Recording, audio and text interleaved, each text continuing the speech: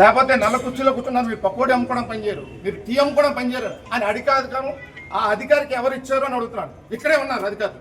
పిల్లల గురించి కూడా మాట్లాడుతున్నారు. సిగ్గు లేకుండా అధికారులతోనే మనం మాట్లాడడానికి వచ్చాం. సిగ్గు సరం ఉంటే అధికారి ఇక్కడి నుంచి వెళ్ళిపోవాలి.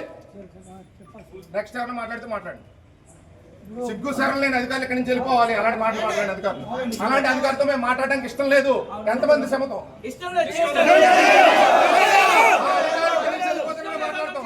ఆ అధికారి ఇక్కడి నుంచి వెళ్ళిపోతేనే మేము మాట్లాడతాం, లేదంటే వాకౌట్ చేస్తాం.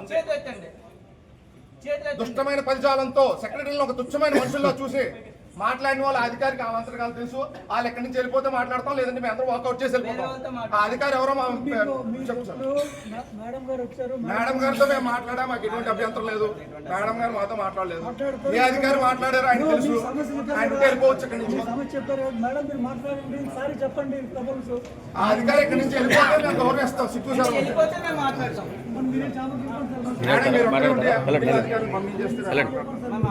Request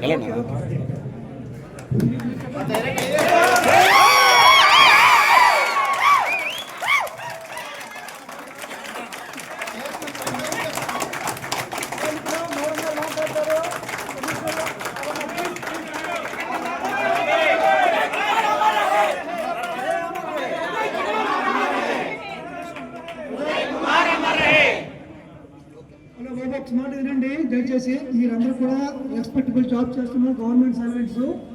you have to be treated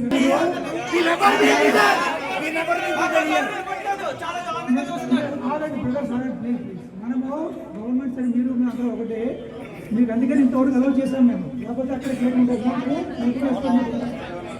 గారు కూడా మిమ్మల్ని ఇక్కడ రమ్మన్నారు. నేను విన్నాను బయట రోడ్డు ఆరోగ్యం పని రమ్మన్నారు, వాళ్ళ ఆఫీస్ అని చెప్పారు. అందుకని ఇక్కడ వచ్చారు, మాట్లాడండి. మన డిగ్రీని మనం కాపాడుకున్నాం. మీ ప్రాబ్లం చెప్పండి, మేడం గారు కమిషనర్ గారు చెప్తారు, వాళ్ళ ప్రయత్నం వాళ్ళు చేస్తారు. మీరు ఎంతవరకు మీ ప్రొడక్ట్ తెలియజేశారు కాబట్టి మనం డీసెన్సీ మెయింటైన్ చేద్దాం. ఇక్కడ ఎమోషన్స్ లేడప్ చేయకూడదు. మనం కామన్ ఏదో జనరల్ ప్రొటెస్టర్స్ లాగా బిహేవ్ చేయదు. దయచేసి గవర్నమెంట్ సర్వీస్లో బిహేవ్ చేద్దాం. మా మేడం గారు మీరు మాట్లాడండి, ఆ ప్రాబ్లమ్స్ మీరు చెప్పారు, మీరు చెప్తే దాన్ని బట్టి కమిషనర్ గారు చెప్పచ్చు. ప్లీజ్. అందరికీ నమస్కారం అండి. మధ్యాహ్నం నుంచి అంటే నేను పెందుర్తి నుంచి వచ్చిన తర్వాత 3:30 నుంచి నేను కూడా ఎంటర్ అయ్యాను ఈ విషయంలో. అక్కడ అంటే మధ్యాహ్నం 3:30కి మీటింగ్ హాల్లో జరిగింది ఒక ఎత్తు. తర్వాత మళ్ళా నేను నల్లయ్య గారు కొంతమంది టీం తోటి మాట్లాడడం జరిగింది 2 సార్లు. అప్పుడు మాకు అలా చెప్పింది ఏంటంటే, అది మాత్రం మీకు నేను చెప్తాను, అంటే మీటింగ్ హాల్లో నేను వచ్చేసరికి మీటింగ్ అంతా అయిపోయింది, చివరి డెసిషన్ మాత్రమే నాకు తెలుసు.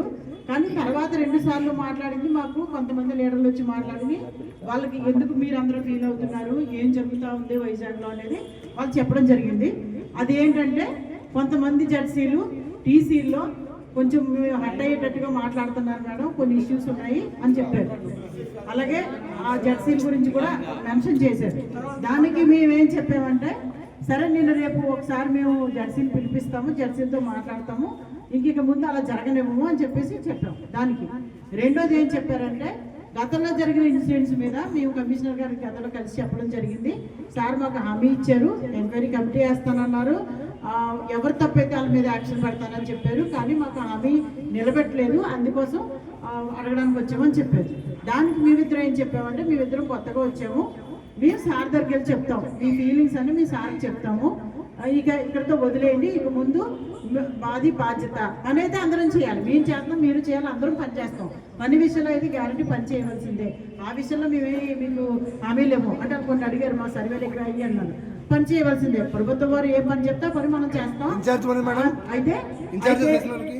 అయితే ఏంటంటే మీరు ఇంక మిగతా విషయాలు ఏవైతే ఉన్నాయో కమిషనర్ గారు నోటీసులో పెడతామని చెప్పాం. రెండోది పొద్దున నేను రాకముందు, మధ్యాహ్నం నేను రాకముందు మీటింగ్ హాల్లో వచ్చిన డిస్కషన్, ఒక జోన్లో ప్లానింగ్ సెక్రటరీస్కి ఎమ్యూనిటీ సెక్రటరీస్ కింద ఇన్ఛార్జెస్ ఇచ్చారు, అవి తీయించాలని చెప్పారు. అది కూడా కమిషనర్ నోటీసులో పెట్టి చేయించేస్తామని చెప్పాం. ఇది ఈ రోజు జరిగిన విషయాలు. అంటే గతంలో నేను పీడీసీడీగా ఉన్నాను 1 year నుంచి, నాకు వెల్ఫేర్ సెక్రటరీ తెలుసు, కానీ మిగతా సెక్రటరీ నాకు పెద్దగా తెలియదు. ఈ రోజు జరిగిన దానివల్ల మీ విషయాలన్నీ తెలిసినాయి. మేము ఒక హామీ కూడా నాకు ఇచ్చాం, ఇక వదిలేని ఇప్పటి వరకు జరిగింది, మేము మంచిగా మాట్లాడతాము, చేద్దాం, ఇక్కడి నుంచి ఏదన్నా మా దగ్గరికి రండి, మేము ఒక ఫ్యామిలీ మెంబర్స్ లెక్క అందరం కలిసి జీవీఎంసీలో పనిచేసుకుందామని చెప్పాము. సరే వాళ్ళు తీసుకొస్తామని వచ్చారు, మరి మీరేమో ర్యాలీ చేశారు, ఇవన్నీ చేశారు. సరే జరిగిపోయింది. ఇప్పుడు ఇందాక వాళ్ళు చెప్పినవి మీకు చెప్పాను, ఇంకా ఏమైనా ఉన్నాయా? ఏసీపీ గారు చెప్పినట్టు వేరేగా మాట్లాడకుండా మంచిగా చెప్పండి. ఏమైనా ఉంటే నేను సార్తో మాట్లాడతాను. బాబు మీరు చెప్పింది ఇప్పుడు ఇంతమందిలో ఒక పాయింట్ ఇస్తే కమిషనర్ గారు కూడా మేడం గారు ఇవ్వడానికి బాగుంటుంది. ఇప్పుడు ఇస్తే ఇప్పుడు ఇవ్వండి, లేదంటే కొంతమంది లీడర్లు రేపు వచ్చి శాసన జరుగుతూ ఉంటే కలవచ్చు.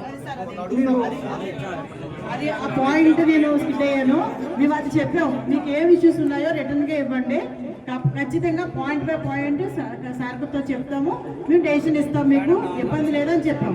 రిప్రజెంటేషన్ కూడా ఇవ్వమని మధ్యాహ్నమే చెప్పాను సార్. రిప్రజెంటేషన్ తయారు చేసి ఇవ్వండి, తప్పకుండా మిమ్మల్ని కూడా పిలుస్తాం.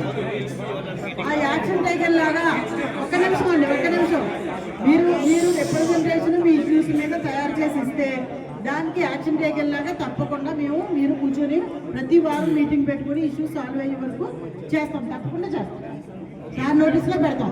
ఇదంతా మనం అందరం చేయాల్సింది జీవీఎంసీకి మంచి పేరు తీసుకోవడం, పని చేసి జీవీఎంసీకి మంచి పొజిషన్లో పెట్టాలి. దేనిలోనూ కూడా లీస్ట్ అనే మాట రాకూడదు అనే ఉద్దేశంతో మేము ఉండాలి. దానికి మేము చేయగలిగిన హెల్ప్ తప్పకుండా చేస్తాం. ఇప్పుడు చూడండి, ఒక మాట రిక్వెస్ట్, చాలా మంది మీరు వచ్చారు, మీరు ఒకరు కానీ ఇద్దరు కానీ మీరు ఏదైనా మాట్లాడి ఫైనల్ చేద్దాం మాట్లాడారు. అందరూ కూడా 10 మంది మాట్లాడుతున్నారు. మీరు ఎవరు మాట్లాడతారు? ఎవరు మాట్లాడతారు? రాజు గారు ఎక్కడి నుంచి వచ్చారు? ఈస్ట్ జోన్ రాజు గారు మాట్లాడతారు. దయచేసి తొందరగా కంప్లీట్ చేయండి. గుడ్ ఈవినింగ్ సార్ అందరికీ. Good evening madam. ఇక్కడ జరుగుతున్నది మీరు చెప్తున్నది మేడం గ్రౌండ్ లెవెల్లో జరగట్లేదు. ఆ విషయం మీకు తెలుసు మేడం. మేము వెల్ఫేర్ సెక్రటరీ, మేము మీ కింద నుంచి వచ్చాము, మీకు తెలుసు మా గురించి, అందరు సెక్రటరీలు కూడా. కానీ నిజంగా అంటే మేము చేస్తున్నది అసలు ఉద్యోగమా, కార్మికులమా, అసలు ఏంటో నాకేం అర్థం కావట్లేదు మేడం. నాకే కదా అందరికీ. అసలు ఈ రోజు మధ్యాహ్నం మొన్న జరిగిన దానికి కౌంటర్గా ఈరోజు జోన్ 3 జోనల్ ఆఫీస్లో జోనల్ కమిషనర్ సార్ మాట్లాడింది మీరు ఎంక్వైరీ చేయండి మేడం ఒకసారి. అసలు సార్ ఏం మాట్లాడారు? చనిపోయి బాధలో మేముండి అన్నీ చేస్తే మాకందరికి అసలు ఎలాంటి వార్నింగ్ ఇచ్చారంటే, మాకు ఇచ్చింది కాకుండా మీరు చేస్తున్న పనికి మీ పిల్లలు కూడా అనుభవిస్తారు, మీరు అలా చేస్తున్నారు మీ పనులు. అసలు మరి ఇంత ఘోరం మేడం ఇది. ఇంకొక విషయం ఏంటంటే, ఈ సర్వేలని ఇవన్నీ అన్ని సచివాలయంలో అందరినీ మీరు డిప్యూటేషన్లు వేస్తారు మేడం. మ్యాక్సిమం సచివాలయంకి 2-3 ఉంటున్నారు, అందులో హెల్త్ సెక్రటరీ ఉంటున్నారు. హెల్త్ సెక్రటరీకి సర్వేస్ లేవు, ఓకే, అది వాళ్ళ సర్వేస్ వాళ్ళకు ఉన్నాయి. తర్వాత ఇంకొక విషయం ఏంటంటే, మళ్ళీ ఐవీఆర్ఎస్ కాల్స్లో సచివాలయంలో స్టాఫ్ ఉన్నారా అని అడుగుతున్నారు. ఒక పక్క సర్వేలు చేయాలని చెప్పి మమ్మల్ని మీరు ఫీల్డ్కి పంపించి, మరి ఐవీఆర్ఎస్లోనేమో స్టాఫ్ ఉన్నారని అడుగుతున్నారు. లేరు అని చెప్పి మీరే మళ్ళీ పేపర్లో పెద్ద స్టేట్మెంట్లు వేస్తున్నారు. 89% సచివాలయంలో అసలు స్టాఫే లేరు అని చెప్పేసి. మనకి పైనుంచి సిఎస్ గారు ఆర్డర్ ఉంది మేడం, డిప్యూటేషన్లన్నీ రద్దు చేస్తున్నామని. కానీ మ్యాక్సిమం స్టాఫ్ అంతా డిప్యూటేషన్లోనే ఉన్నారు మేడం. అదొకటి రద్దు చేసి బిఎల్ఓ పని ఒత్తిడి మేడం. అసలు ఇంకా ఎస్ఐఆర్ మనకు స్టార్ట్ అవ్వలేదు, 45% గురించి అని చెప్పి మ్యాక్సిమం అంటే మేము పని చేయాలా, అసలు ఏం చేయాలనేది మాకు అర్థం కావట్లేదు మేడం.